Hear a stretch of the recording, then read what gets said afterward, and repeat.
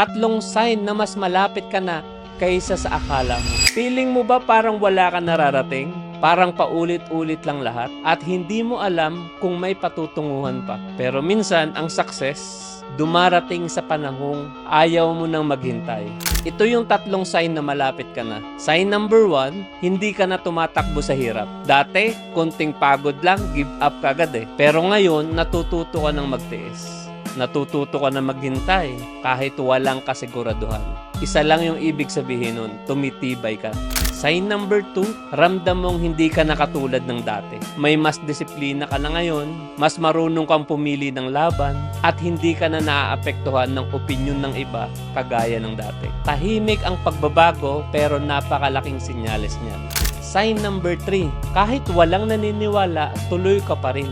Hindi mo na hinahanap ang validation. Alam mong hindi mo kailangan ng audience para magsimula. At yan ang gumigising sa iyo araw-araw. Hindi sila, kundi ikaw.